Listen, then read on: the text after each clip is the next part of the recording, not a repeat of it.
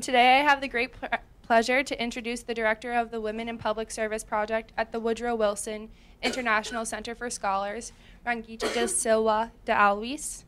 Rangita is a women's human rights scholar and practitioner with over 20 years of experience and has worked in over 25 different countries with a diverse network of government, non-government, and academic institutions on women's human rights law, policy making, and institutional reform. Rangita has a doctorate in law from Harvard Law School and was a teaching fellow with the European Law Research Institute at Harvard Law School and a research fellow with the Women in Public Policy program at the Kennedy School of Government at Harvard University. She was a Fulbright specialist with the Asian University of Women, an honorary professor of China Women's University, and a visiting scholar at our very own Wellesley College Center for Women. Rangita has organized several transnational networks, including the Women's Leadership Network in Muslim Communities, the Asia Cause Lawyer Network in India, the Gender and Law Expert Group, and Women's Watch in China. She has worked for over 10 years with Chinese gender and law experts and academics. She has testified twice before the Congressional Executive Commission on the status of women's rights in China. She has advised UNICEF, UN Women, UN Population Fund, and the UN Development Program on state accountability under relevant human rights treaties. To complement her already incredible accomplishments and background, Rangita has lectured at the respective law schools of Harvard, Yale, Stanford, Penn, and UCLA. Additionally, she has published with the World Bank, United Nations, and various academic journals, including Yale Journal of Law and Feminism, Texas Journal of Gender and Law, UCLA Pacific Review Journal, and the UCLA Journal of International Law and Foreign Relations. Most recently, she developed a gender supplement to the UN Secretary General's Guideline on Disability and report to the World Bank on women's voice and agency. Without more further ado, Ms. Rangita de Silva de Alwis.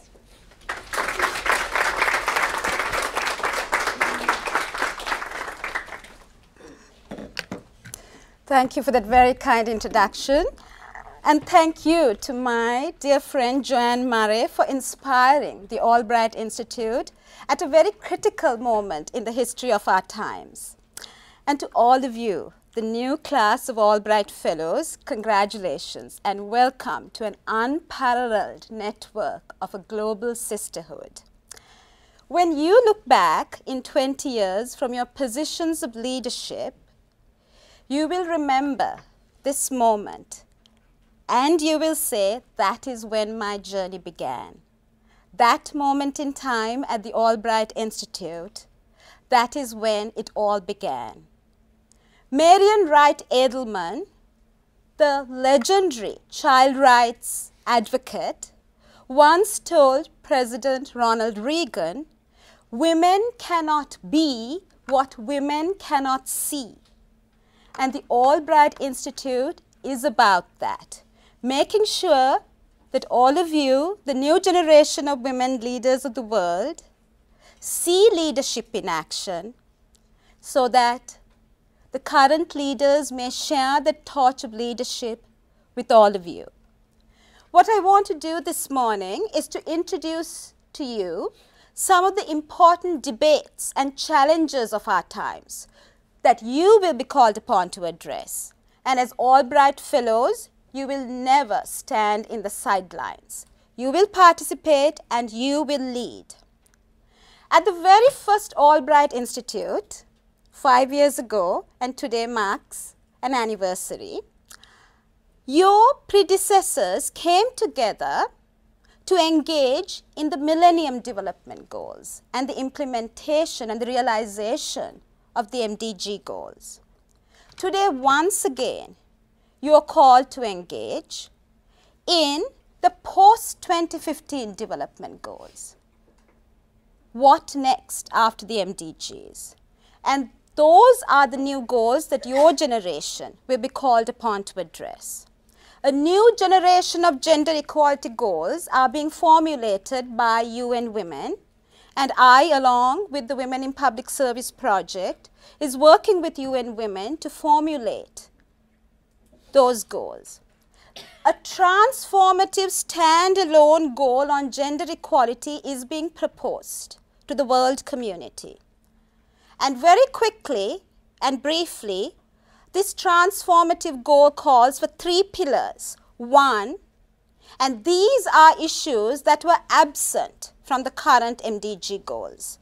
First pillar, freedom from violence against women and girls, and concrete actions to eliminate the debilitating fear and experience of violence, including the male engagement and male participation in addressing violence against women.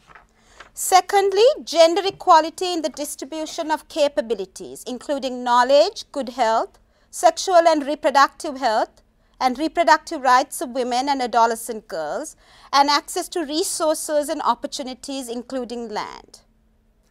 Thirdly, and this is where you come into the picture, gender equality in decision making in both public and in private, including in national parliaments, local councils, media and civil society, and in our families and communities.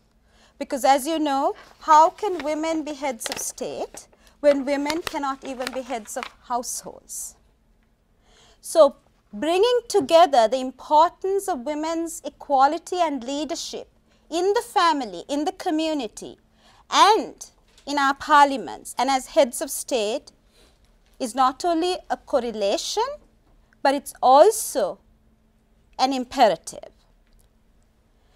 This is also a time to reflect on some of the watershed moments, the watershed events in history, as well as these events that shape our future. We are now at the cusp of Beijing plus 20. 20 years ago, nearly 20 years ago, Secretary Albright, another role model, addressed the world community in 1995 at the 4th World Women's Conference. And she said, "Let it be that human rights are women's rights and women's rights are human rights once and for all." And that was the cry that galvanized and electrified the world community, and the global women's movement was reborn. We are now thinking and reflecting on the achievements of the Beijing Platform of Action, as well as reflecting on the 20 years since the Beijing Conference. At the 1995 World Conference, governments made a pledge that the active participation of women and the incorporation of women's perspective at all levels of decision making will shape equality, development and peace. And equality, development and peace cannot be achieved without women's decision making and without women's perspective at every level of decision making. That was a pledge that all 192 countries made nearly 20 years ago. However, to date, only 37 countries have reached the 30% mark recognized as the critical mass of women. Women are in a majority in only one parliament in the world today, Rwanda, where 56.7% of women are in parliament. However, women have made progress. Today, the world average of women in parliament stands at 20.8%. In 1996, the year my son was born, women were only 11.3%. However, we cannot wait that long. If we wait to make this kind of incremental change, women will not achieve equality even by the 22nd century.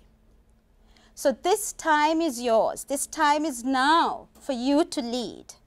And as Albright Fellows, this is your clarion call. When Secretary General last month said, "I believe it's a time for a full and clear-eyed look at how far we have come, how far we still have to go, and what we have to do together about the unfinished business of the 21st century, which is the full and equal participation and leadership of women."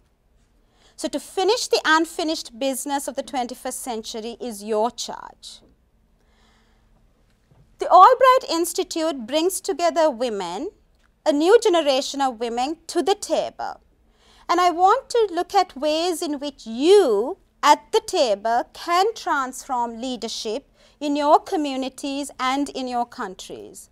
I came at the tail end of some of your discussions, and one of the fellows mentioned the importance of global engagement. It's important to look beyond engaging and leading in the United States. Most of you come together as global fellows.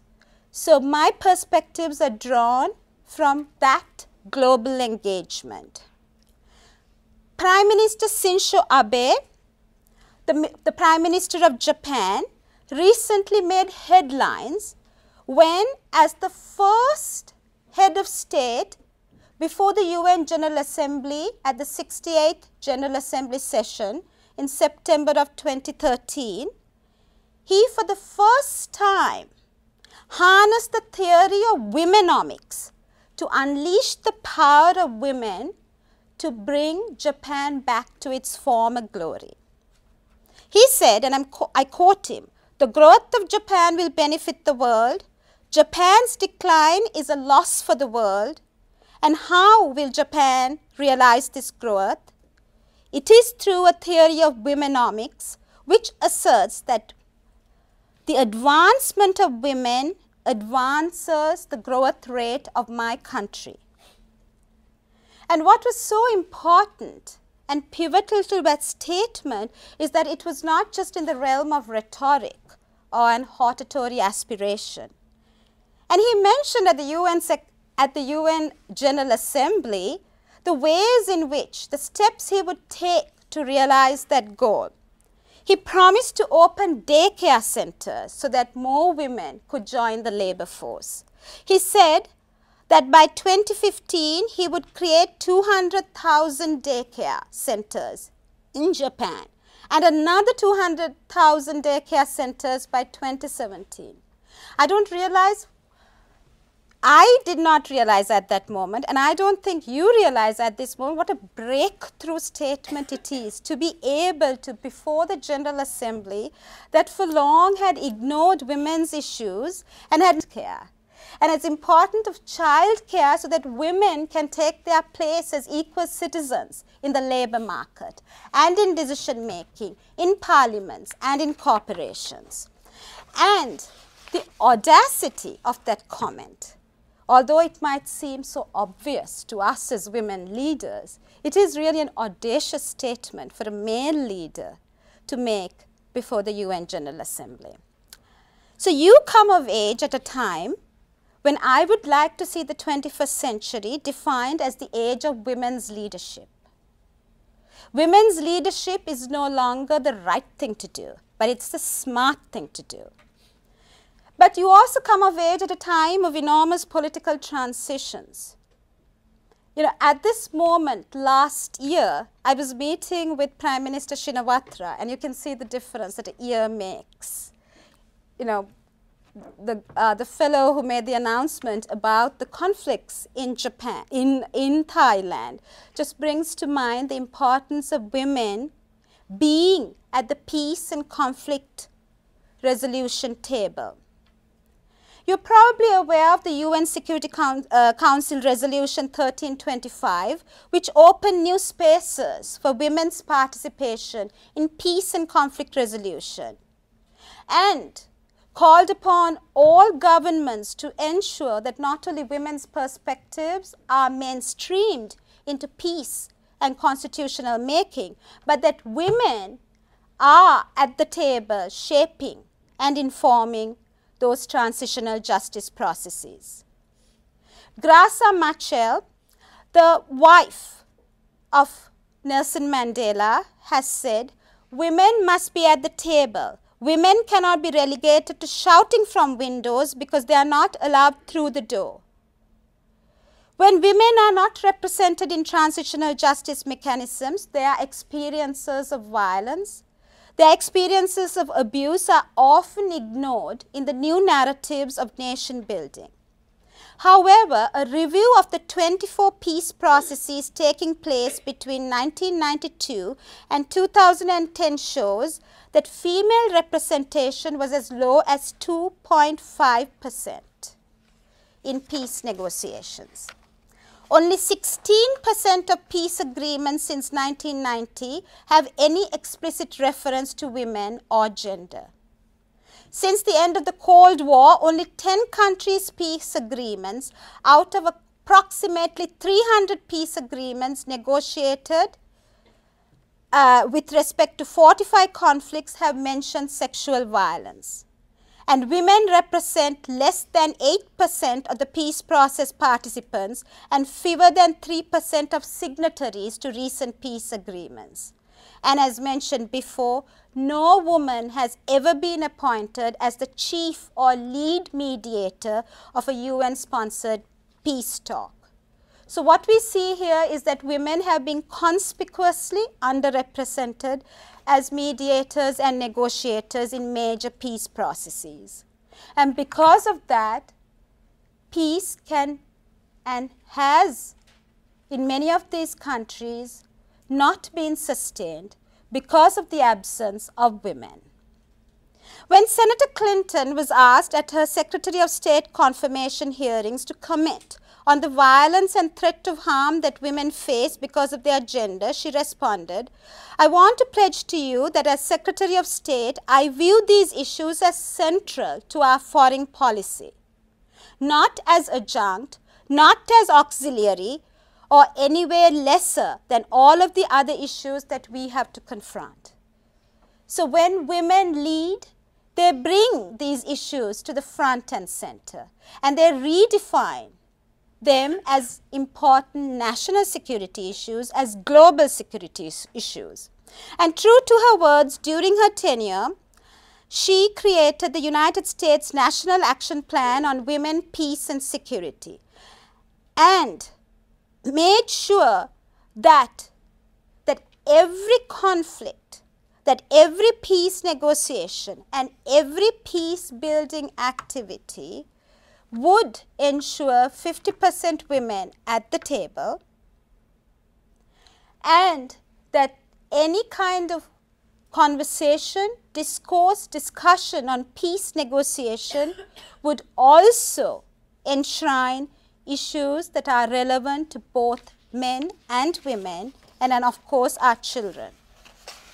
You also come of age at a time of constitutional building. I was wondering how many of you know what is happening right now in Egypt as we speak. The constitution in Egypt is before a referendum, a national referendum. And a constitution, as you know, is a supreme law of the land. It embodies a nation's history. It also embodies the new narrative for a nation, and it provides the roadmap for the future of a country. Unfortunately, less than 10 women were represented in the Constituent Assembly of 50 constitutional law experts who drafted Egypt's new constitution. And although the women's movement mobilized to call for a quota for women in parliament, this was conspicuously absent from the final draft of the constitution. So today as we speak, the Egyptian people are voting on their constitution, and the future of both men and women in Egypt are at stake. Now, how do we ensure that constitutions embody the needs of both men and women, and also embody the history, the fractured history that has led to peace building? An example of the ways in which a model constitution can be drafted is the 2003 Rwandan constitution. And just listen to the ways in which, when both men and women are at the table, a preamble can enshrine the deeply felt needs of a community. The preamble reads, "We, the people of Rwanda, in the wake of the genocide that was organized and supervised by unworthy leaders and other perpetrators that decimated more than 1 million sons and daughters of Rwanda, are resolved to fight the ideology of genocide and all its manifestations to eradicate ethnic, regional, and any other form of divisions. Now, this is once again breakthrough language. You know, for long when you read our constitutions, they're very, formulaic and doesn't really embody the narrative of a country. This is in very moving and powerful ways a reminder of the need to remember the past, to honor those who had lost their lives because of the genocide, and a roadmap to go forward.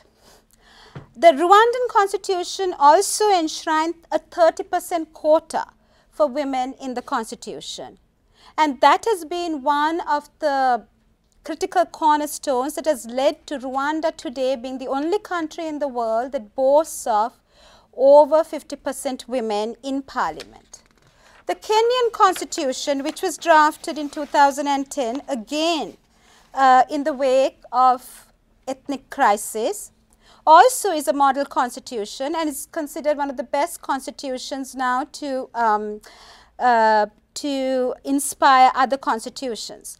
And what is very important about that constitution was the way, at least to women, was the ways in which Kenya tried to reconcile the need to privilege both human rights norms as well as customary norms. And so Article 2 states that customary norms apply so far as they do not violate human rights norms.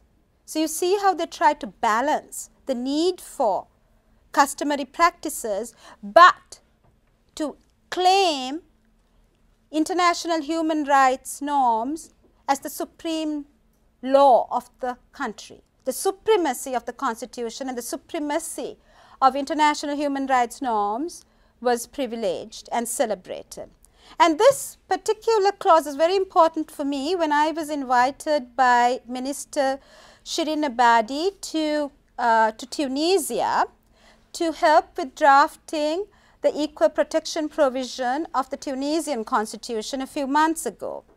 Now, the women there in Tunisia were very concerned that a provision of the constitution in the draft constitution of Tunisia stated that international human rights norms will apply only so far as they do not violate customary practices. You know, flipping the whole provision that is enshrined in the Kenyan constitution. So I was able to present them with the Kenyan constitution and provide a model that would better provide for a reconciliation. Because as you know, most often women are sacrificed at the altar of our communities and countries' cultural and traditional practices. So it is very important for you to be at the table, to bring a gender perspective to the decision making, the policy making, and the institutional building that you will be engaged in as leaders and as participants. Another provision that women in Tunisia assailed and attacked was a provision in the Tunisian constitution, a draft constitution, which called for, rather than the equality of men and women, the complementarity of men and women.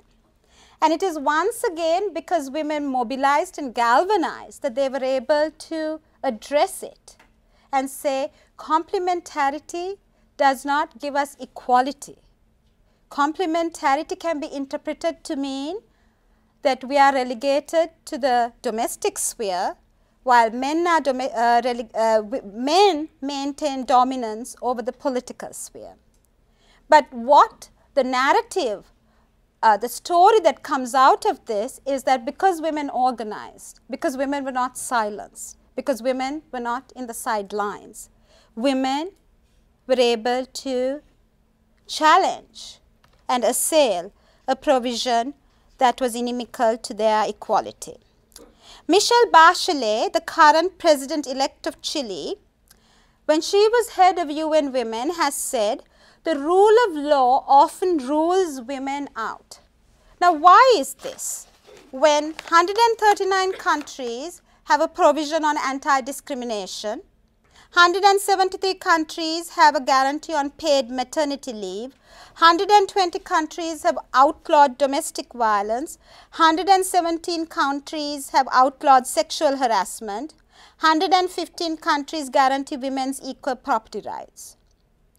So, despite these guarantees in the law, we still know that the cultural practices, traditions challenge women's equality.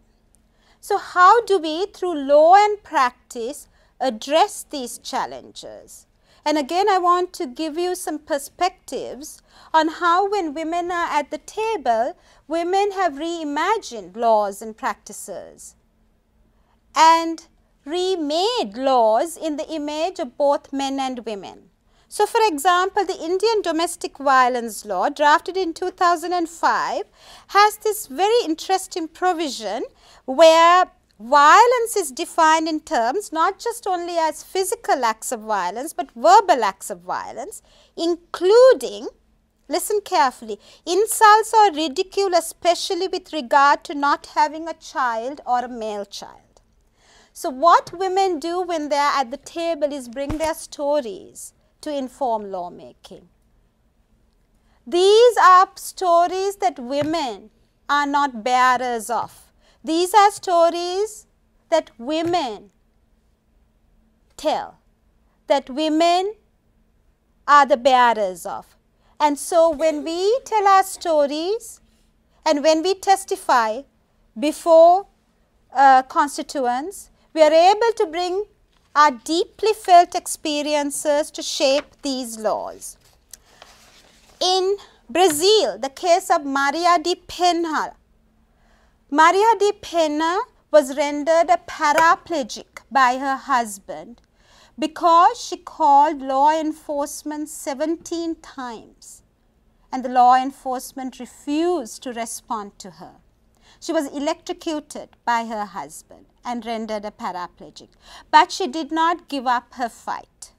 She went before the Inter-American Court of Human Rights and asked for justice. And the Inter-American Court of Human Rights directed Brazil to not only protect Maria de Penha, but also to prevent other instances of violence such as this from happening in Brazil by creating a domestic violence law that would address the root causes of violence against women.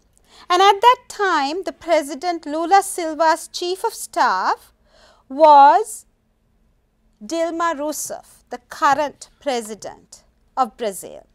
And so she took it upon herself, the responsibility of drafting a law that would really embody the experiences of women. And so, apart from the traditional provisions of a domestic violence law, the law enshrines the need to include issues of gender equality and human rights in school curricula, and most importantly, to teach young men about the repercussions of violence, and that young men must be educated on the issues of sexuality and violence. So, you see how laws can play a role, that you as policy makers, as decision makers, as leaders can play a role in shaping the new narratives of your communities and your countries. Rosa Otunbayeva was the former president of the Kyrgyzstan Republic. And as the president of Kyrgyzstan, she played an enormous role in a peaceful transition of her country, and also, what was so important, having the courage to step down at the end of the transition, because she was appointed the interim president. And her legacy continued for at least a short time in Kyrgyzstan, and one of her landmark provisions, landmark laws, was the law on gender equality in Kyrgyzstan. And to me, what is most powerful reading this law is this provision which calls for, as you know, a traditional law on the equality of labor will look at labor in the marketplace, but not domestic labor, the labor that women engage in the home. And so it's almost, what I want you to do is to look at how, when you have both men and women at the table, you bring different perspectives. You bring a way in which you think differently to the laws that you are charged to make or shape. So the provision calls for both persons of both sexes to have equal obligations with regard to household work. So because a woman sat at the table, household work was raised to a level of labor and given currency. Similarly, in Vietnam, the gender equality law, and to some extent I'd like to say in a very modest way, in a very modest and humble way, I was at the table helping behind the scenes some of the women who helped to draft this law, where the law provides that work in the family is the duty of both men and women, and that both boys and girls should participate in family work. Now, what is important about this is that it is not just a call for equal work in the family, but the idea is that women cannot be equal decision makers.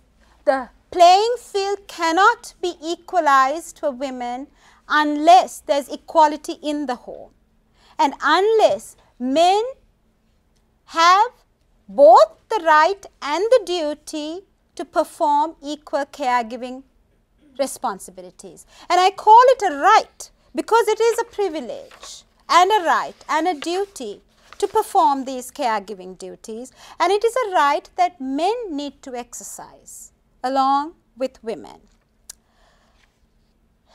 The other issue when women are at the table is that they are able to bring a different perspective to bear on the ways in which certain provisions can stereotype women. So, for example, what can be seen as protective provisions in the law can actually reinforce and perpetuate subordination of women.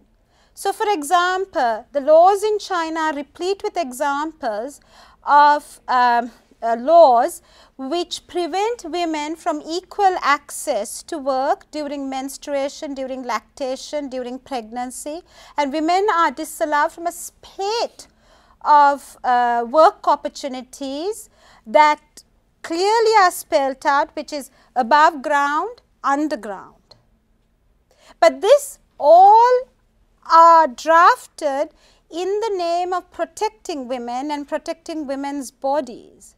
But these protections, if these are protections, should apply to both men and women. If women are disallowed from night work, if women are disallowed from working above ground or over ground because of some physical issue, these protections should apply to both men and women if these provisions are to be equal. If not, they will end up subordinating the gender against which it is applied. So, what I am trying to inspire you and challenge you is to say that this is your time. The time is now.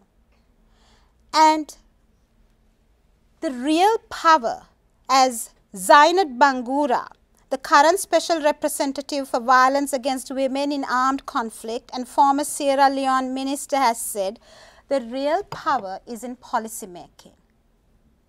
And women have to be at the policy making table. And that is why the Albright Institute celebrates one of the foremost policy makers of our times. And you as Albright Fellows are the bearers of that legacy. You have seized that mantle of leadership from Secretary Albright, and you're the carriers of that legend. During her time as Secretary of State, Secretary Clinton established women's leadership as a critical cornerstone of foreign policy.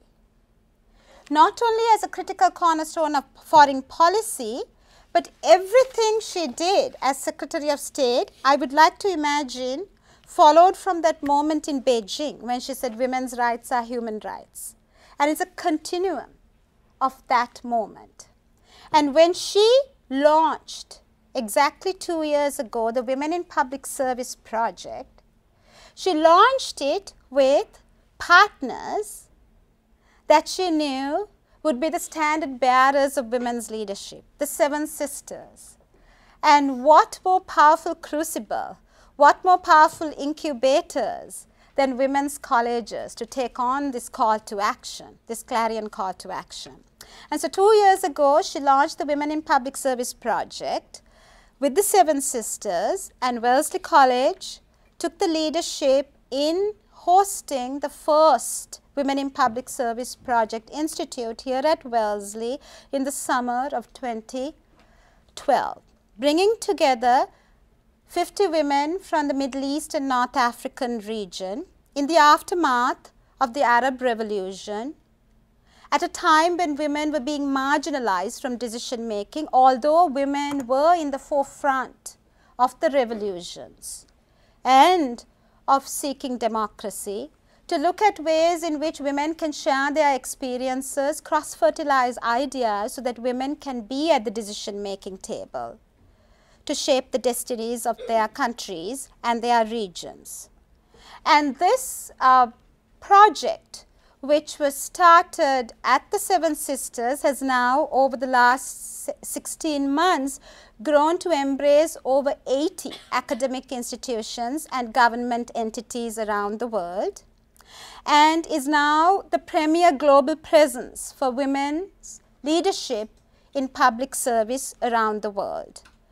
And at the end of this program, I will be flying to another university, Berea College in Kentucky, which is hosting the Women in Public Service project as a one-semester curriculum on women's leadership.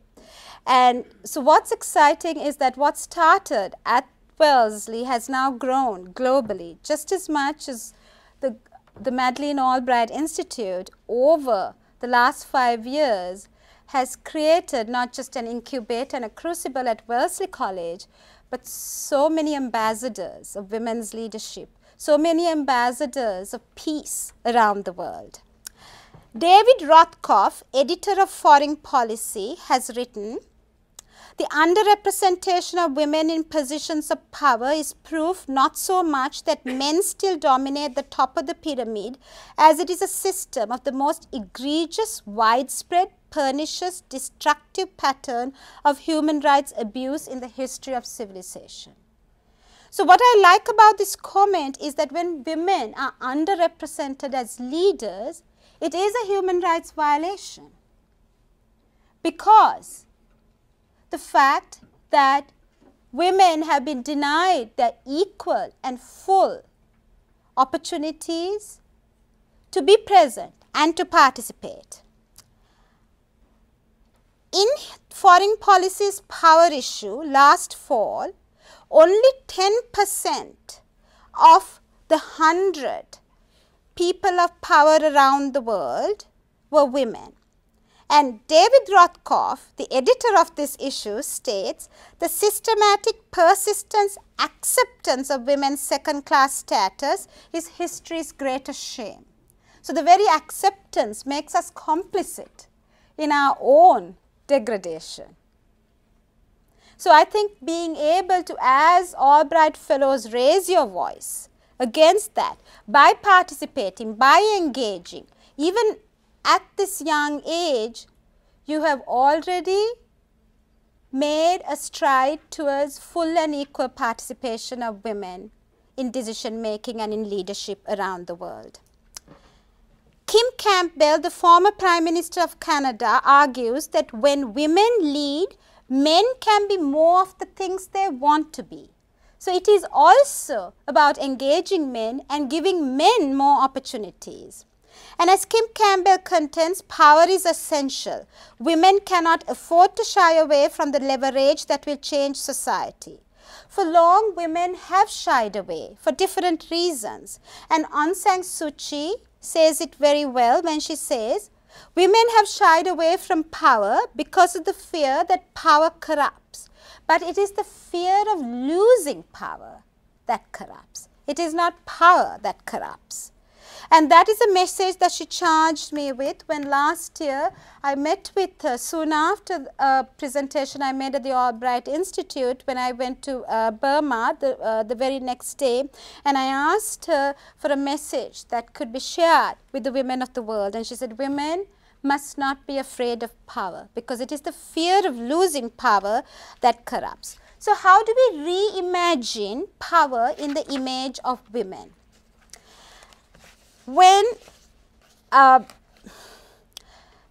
Rousseff was elected president of Brazil, at her inauguration, she said, I stand here as president to open doors for other women so that they can be president too.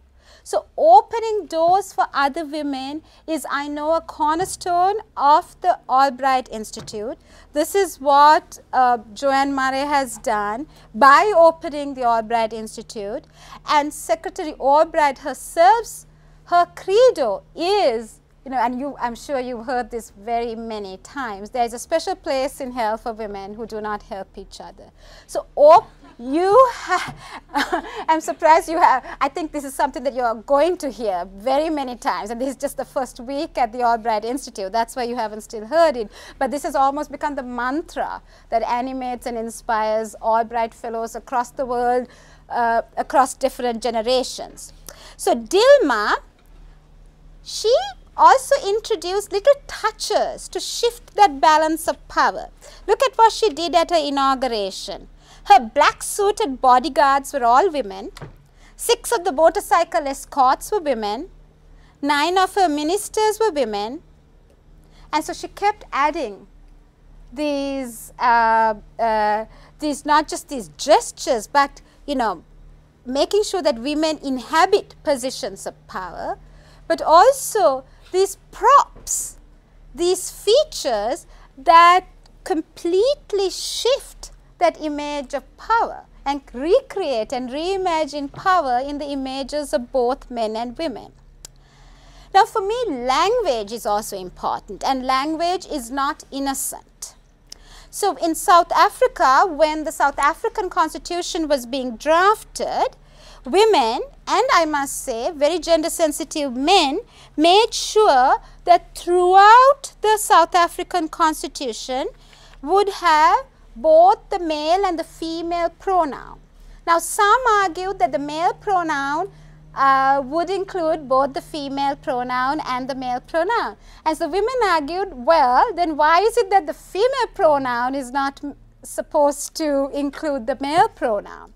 So they made a conscious effort to make sure that both male and female pronouns were used, even when they were defining the role of the head of national security and the police service. So, positions that were traditionally male were also redefined in the language of both male and female. So again, my argument that language is not innocent. So never consider that language is innocent and let that go. So now finally, why is women's leadership transformative? When we say we want more leaders at the table, we need to also have evidence-based research to show that difference makes a difference, right? Otherwise, you're going to be assailed. You have to have scientific data to bolster your argument. And we have that. In terms of the World Bank's 2012 development report, well, for the first time stated unequivocally that women's leadership is not just the right thing to do, but it's also an economic imperative. So in China, increasing adult female income by 10% has raised the number of surviving girls as well as the years of schooling for both boys and girls. In India, expanding access to income and education for women has improved educational outcomes for children.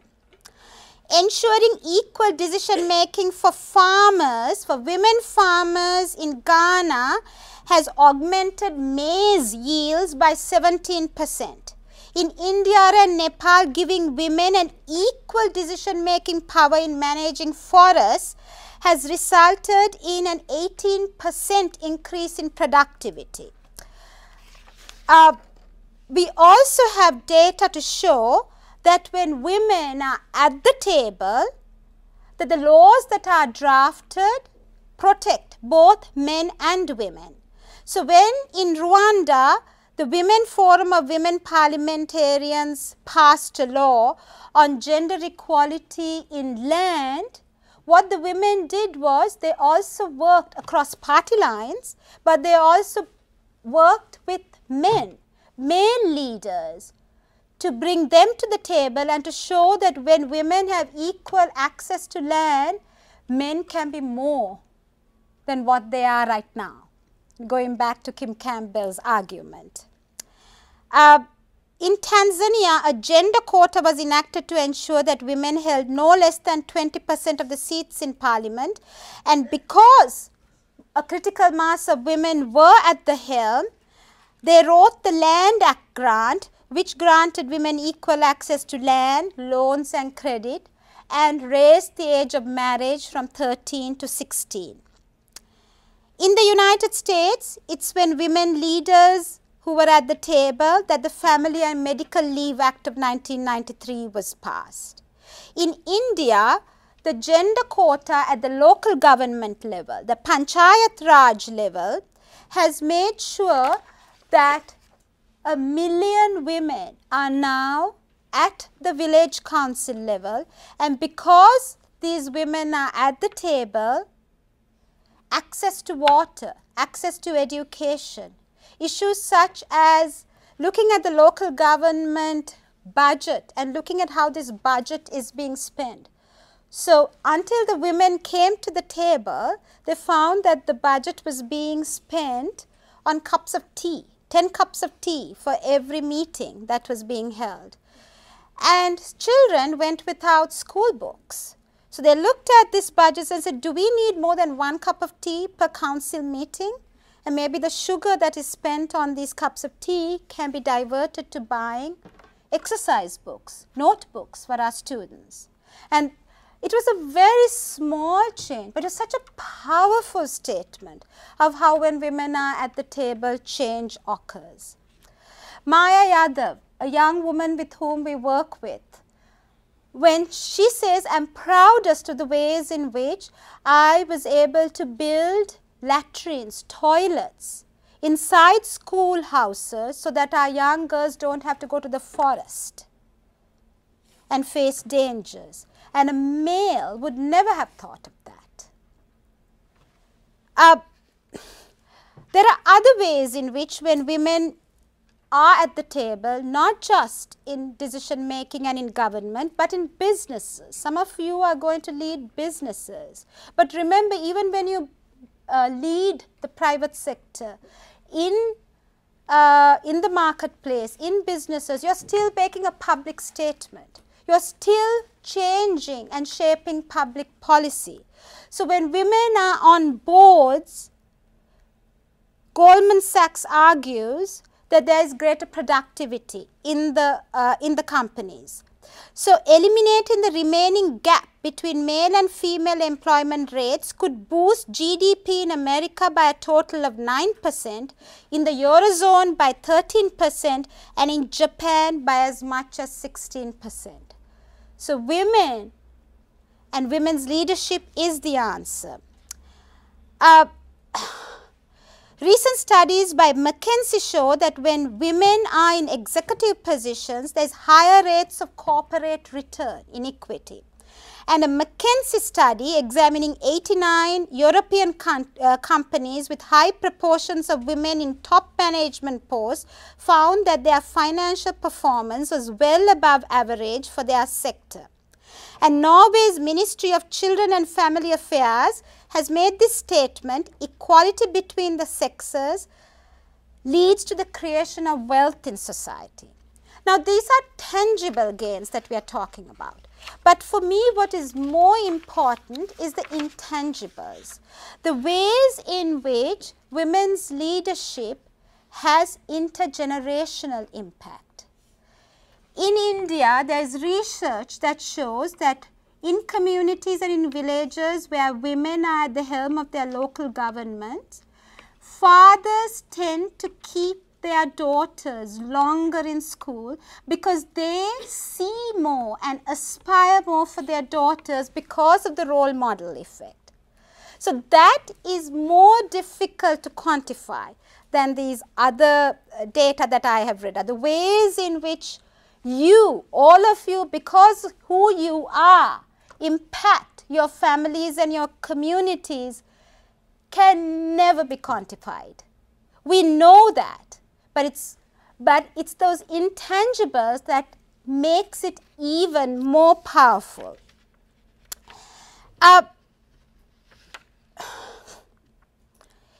Kim Campbell says in an impassioned cry to elect women in office, when she used to write to the women, wealthy women on corporate boards, sponsor, support women in office, she says, take out that checkbook, write a check. Do you want your daughters and granddaughters to live in a world in which 10% of the national legislators in your country are women? Is that the culture that you want your daughters and your granddaughters to grow up in? And this is really what this is about, making sure that our daughters and our granddaughters are able to aspire to more, are able to see all of you as role models. Sheryl Sandberg's book, Lean Ins, has started a very important conversation, and kudos to her. But one thing that I would like to, that is of concern to me and to many other scholars, is when she says it is important for women to lean in. It is absolutely important for women to lean in. But we have to recognize the fact that women have been leaning in for a long time. What is more important is that men must lean in when women speak, when women lead. And former Congresswoman Pat Schroeder, a legendary Wellesley College graduate and luminary who was a very famous congresswoman, she recalls how when she was invited to give a speech on Wall Street, halfway through her speech, one of the men in the audience stood up and said, "This woman must be stopped." So merely leaning in alone is not enough unless men lean in to support women lean in. And that is where we have to hold men accountable. And we need to celebrate male champions of change for women's leadership. Someone whom I know, Jamie Gorelick, the Assistant Attorney General of the United States, has said, virtually every woman of achievement I know has had a father who has supported and celebrated a daughter. So male champions of change, male leaders can transform patriarchy by championing women in leadership. And that goes back to the importance of shifting this masculinization of power, masculinization of politics to a feminization of power, politics and policy. So the paucity of women in leadership positions in corporations, politics, arts, healthcare, education, academia and human rights has impoverished the world, not just women. And that is why women's networks such as yours is so very important. Madeleine Albright has said when she was Secretary of State, she created a network of women Secretaries of State. And in that network, there was no hierarchy of, the first world powers and or the powers of the global south or the global north. They were all equals among equals. And that she never refused to take a call from any woman Secretary of State.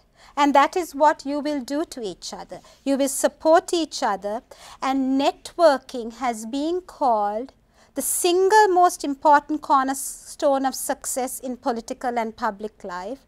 Recently, the Harvard Business Review said it's women's lifeline. And that is why I celebrate the Madeleine Albright Institute so very much, because of the ways in which not only are you at the front and center of the challenges of your time, at the front and center of the changes of your time, but you've also been brought together in solidarity with a group of sisters who are going to be with you through your journeys to leadership. And a month ago, we marked the death anniversary of Nirbhaya, the fearless one, the young woman who was raped at the prime of her life in Delhi on a bus more than a year ago, and who succumbed to her injuries. But what her legacy is her indomitable courage that spawned a global movement against violence against women, not just in India or South Asia, but around the world. And also the laws and policies that were drafted, including the ordinance against sexual abuse in India. And what comes out of that story is Nirbhaya not as the victim, but as the champion of change. And as Secretary Clinton reminded us recently, women are not victims. We are agents of change, we are drivers of progress, we are makers of peace. We only need a fighting chance. And as Albright Fellows, the Institute has given you that chance to remake the world. Thank you.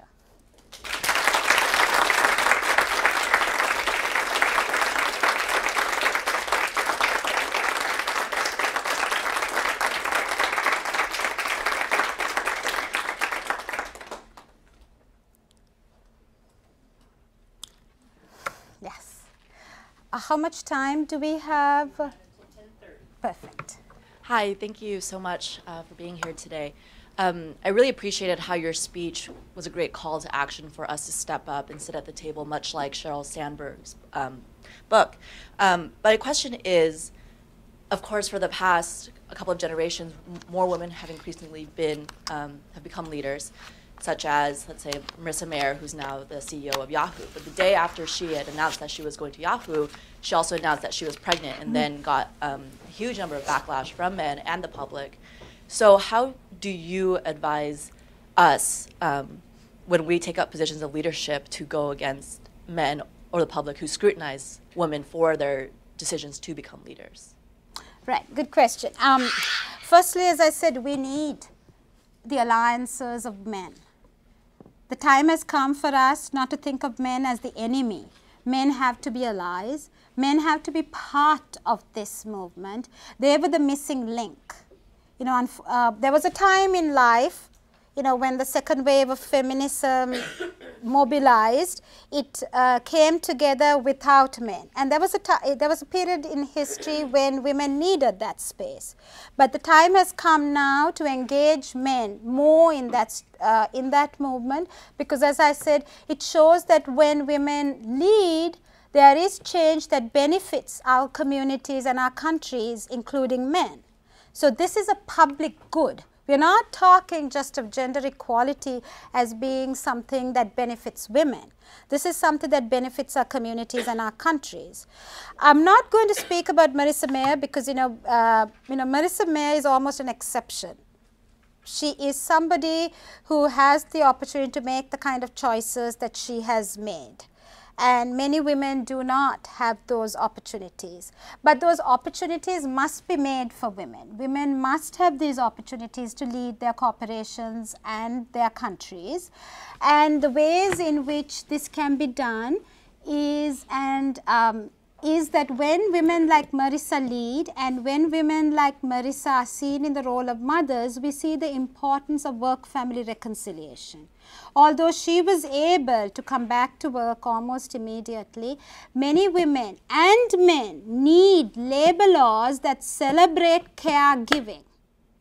And that has to be in our laws. This cannot be a laissez-faire arrangement made in private, because many women and men do not have the privilege of making those arrangements in private unless the labor laws and our workforce celebrates that work-family reconciliation for both the Marissas and the Marks of our world. So when men stand up and say we have equal rights and duties in caregiving, and when the law enshrines that, that is the only time when women can actually come back to work.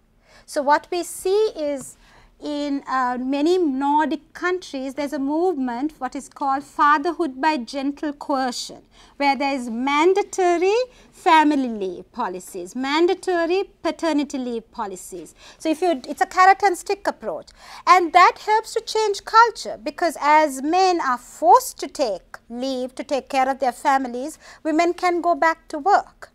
And as men, you create a new generation of men who define themselves as caregivers, who see themselves inhabiting the roles of a parent and as a hands-on parent, not just as somebody who is a breadwinner.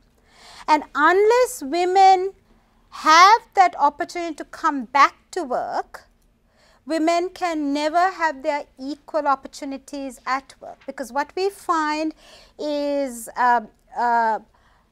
across the world, women are defined solely in terms of primary caregivers. We need to shift that discourse. Women and men are caregivers. There is no one primary caregiver, and both male and female opportunities for caregiving must be recognized and reconciled by the law.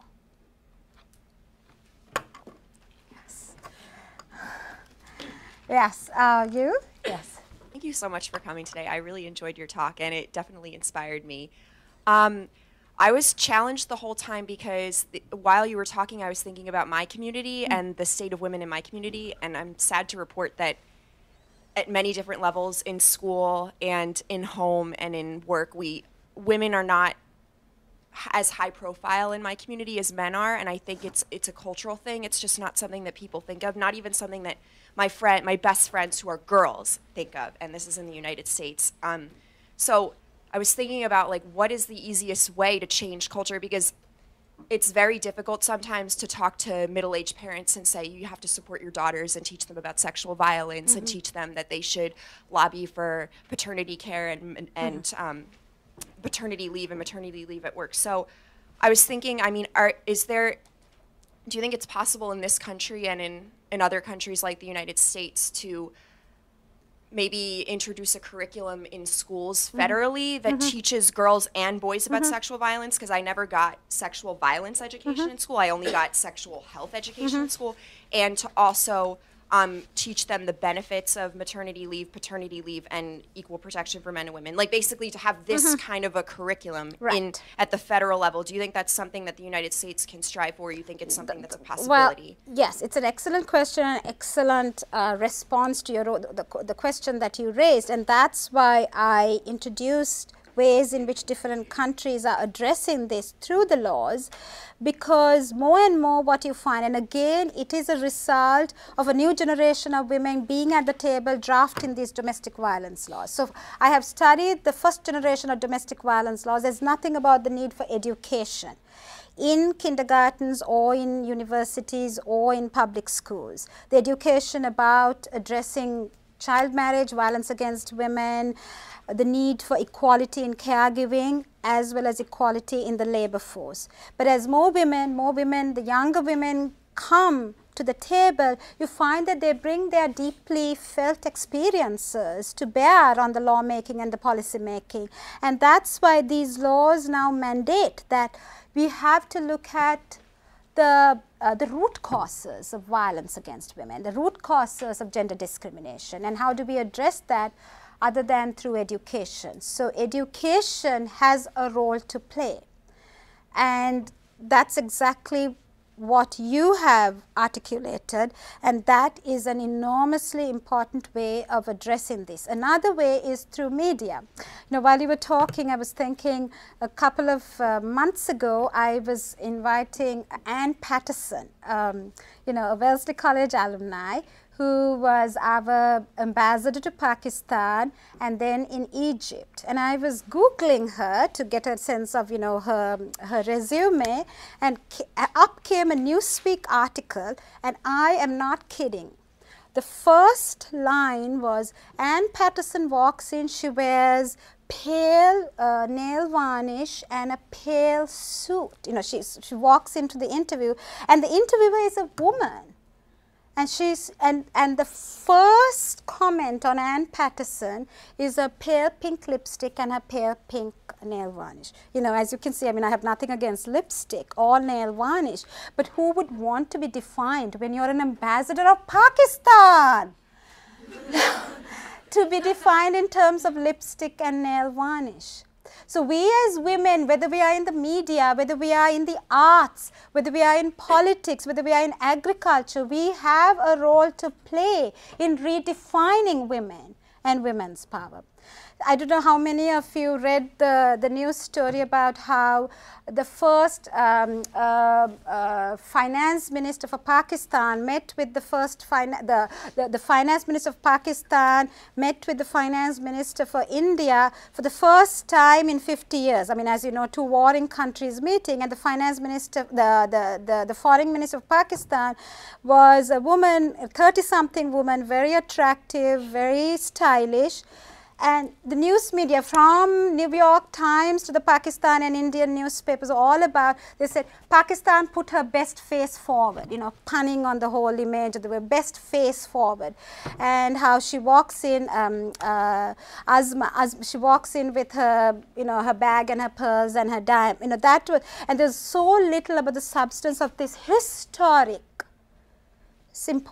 conversation that these two foreign ministers were engaged in. So yes, the media has an important role to play in changing culture and changing images, but education, and once again it comes down to education. And I think what's important, we've known that education is important, but you see how these laws are mandating education.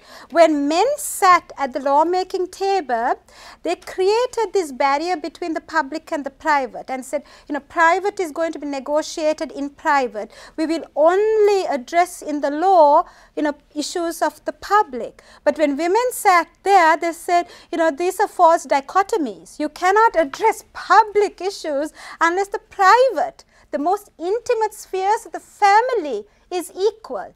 The most intimate spheres of education and our educational spaces are not equal. So yes, so education is key. Yes. How am I going to do this? I want to spend the whole day with all of you. I mean, all of you have so much to offer. Yes. Thank you so much. Appreciated what you said about how language is not innocent. And I think that this ties into what you were saying about education and media too. I was thinking about that in terms of our education at Wellesley. And I'm a philosophy major. And one thing that my classmates and I have discussed a lot is that there are so few women who go on to get PhDs in philosophy.